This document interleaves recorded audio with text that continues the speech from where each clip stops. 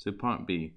The diagram below shows the graph with equation y equals 2x cubed minus 9x squared, but the same graph is in part A. So the curve cuts the x-axis at A, B, and C. So now we're asked write down the coordinates of the points A, B, and C. So this should be pretty straightforward. Well, this is our answer from part A. So from part A.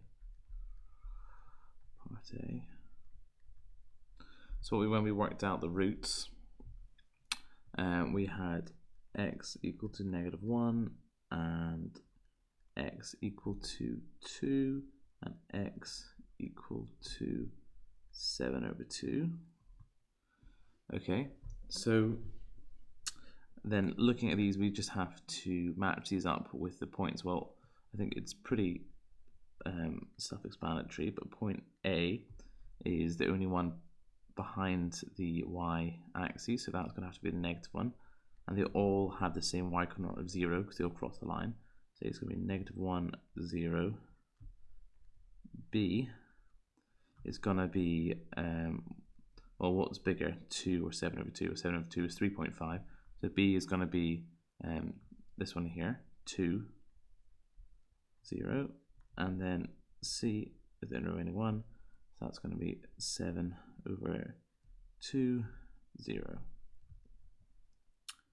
That's it. You get your mark, just forgetting them all, I guess.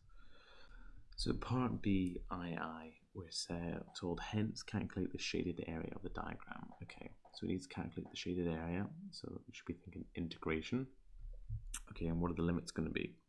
Well, the shaded area is between A and B, and we worked out in the previous question that A is -1 and B is 2. So our expression is going to look something like this.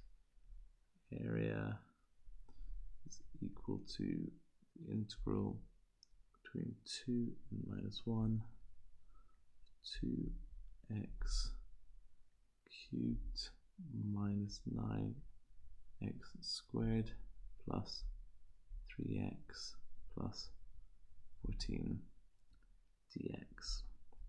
Okay, and because these all look no difficult differentiable things, so we can just go straight in and start to integrate. So this becomes 2x to the power 4/4 minus 9x cubed over 3 plus 3x squared over 2 plus 14x. And this is still between 2 and -1. Okay, so then we can go down and simplify this next line. So 2/4, this is x4/2 minus 9 divided by 3 is just 3.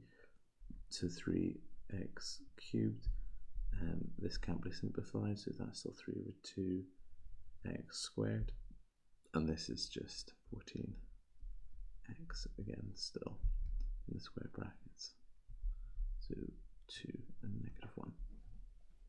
Okay, well now we can start to sub in the limits, and then we'll take the upper limit away from the lower limit. So this is going to put them in curly brackets. So we're going to have 2 to the power 4/2 minus 3 to the power of 2 cubed plus 3/2 2 squared plus 14 to the power 14 times 2 minus the other bracket, which is going to be -1 to the power 4/2 minus 3 -1 to the power 3 plus 3/2 to the -1 squared plus 14 times -1. Close the bracket. This equals again. Okay, so equal down here. So what's this going to work out to be? So that's going to be, well, 2 to the power 4 is 16/2, which is 8. And then 2 to the power of 3 is 8 times 3, well, that'll be negative 24. Then 3, well, 2 squared is 4, 4 times 3 is 12, 12 over 2 is 6, so plus 6, and then 14 times 2 is 28, so plus 28. Okay, and then over here, what we're going to have, well, 1, so 1 to the power of anything is just 1, but since it's an even number, it's going to be positive 1, so a half. Then 3, well, it's an odd number, so this is actually going to, so that's going to become positive 1, but it's still negative 3 there, so that's still negative 3. Oh.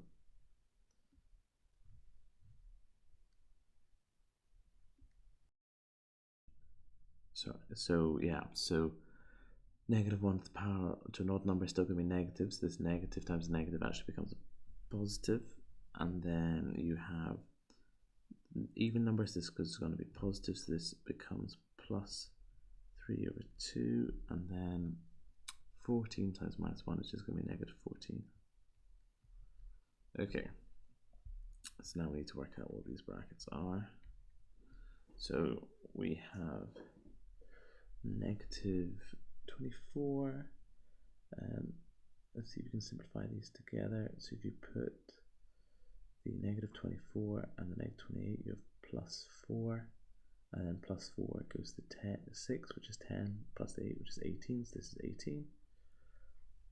Okay, then here we have a minus, and we have 1 over 2 plus 3 minus 14. So let's see if we can get these in a more nicer way. So this becomes 4 over 2. So a half plus 3 over 2 becomes 4 over 2, which is just 2. So that 2 plus 3 is 5. 5 minus 14 is going to be negative 9. Negative 9. Okay, so then we have 18 minus negative 9, which is the same as 18 plus 9. 18 plus 9. So that is equal to 27. That's your final answer there, 27. We could put in, don't ask for it, but it's good practice, units squared, because it's an area. Okay, so there's 4 marks here. Where are the 4 marks? Well, first mark is for differentiating with respect to x. So I guess if we're knowing to differentiate, so I guess this is your first mark. Your second mark, sorry, integrating with respect to x. And then your second mark is for doing the integration. And then the next one is for putting in the limits and substituting in, which we did here.